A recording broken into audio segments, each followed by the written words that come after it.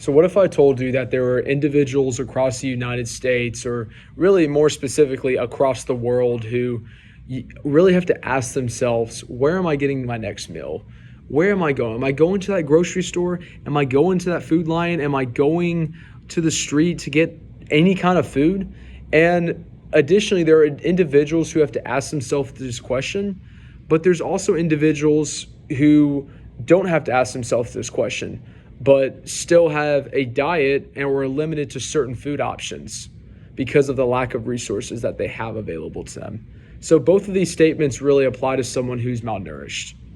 So I have done extensive research on the concept of malnutrition for my problem solution essay for my English 1103 class, and I really intend to show you and to really introduce you about this today.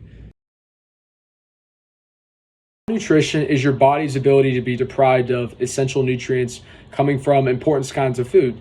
This could be any kind of food. This could be your protein, your nutrients, anything like important like that. And unfortunately, this definition causes many inaccurate assumptions about the issue. And one of these beliefs is that malnutrition is just limited to the people, in like the third world countries who don't have the food. And unfortunately, we really begin to really develop an issue here where we believe that malnutrition only applies to certain kinds of people and not to us.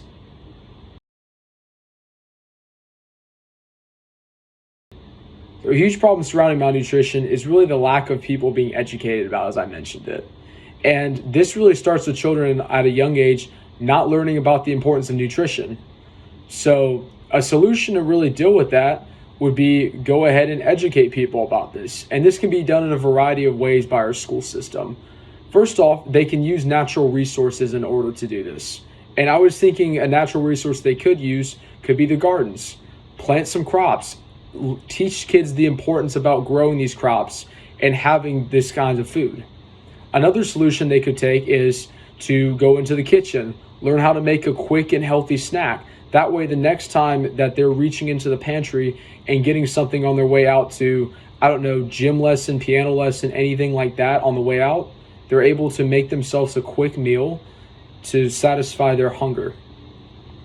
Finally, what the schools should do is that they should also eliminate really the idea of having unhealthy things available. This means soda machines. Just eliminate them, get rid of them, because at the end of the day, this is promoting this issue.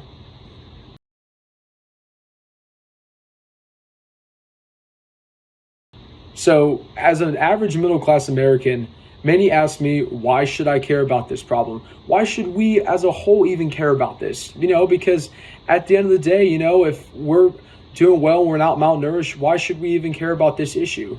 Well, the reality of it is we really should care about this issue because this affects our nation as a whole.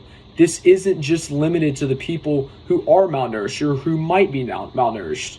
So statistically speaking, we have about 45% of deaths for children under the age of 5 are attributed to malnutrition to some extent. This is unacceptable in my opinion, because if you think about this, this is almost half the amount of kids that could be receiving an education or could have a job one day or could contribute in any way to this world in one way or another, and they're unable to do so because they can't get the proper food. This also affects us economically another way, and one way this really affects us economically is because with the high percentage amount of students dying, really the companies have less flexibility to hire more people to fit certain roles that they need in their own companies.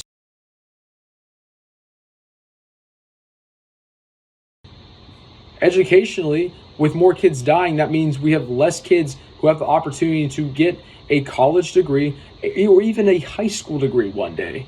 And also additionally, for the kids who are malnourished and who do not die from it, at the end of the day, being malnourished creates one of those distractions past the classroom that really can affect teachers on an educational level. So to really end everything off, I know it seems like solving this issue is something that's going to require a lot of work, or heck, you might even be saying to yourself right now, maybe I just can't do it. Maybe it's not cut out for me. But I want you to know that any way you can contribute one way or another, whether it's being an advocate for healthy eating or eating healthy yourself, or just caring about the nutrition that is being provided to our students is going to go a long way towards contributing towards the issue and hopefully ending malnutrition. Thank you very much.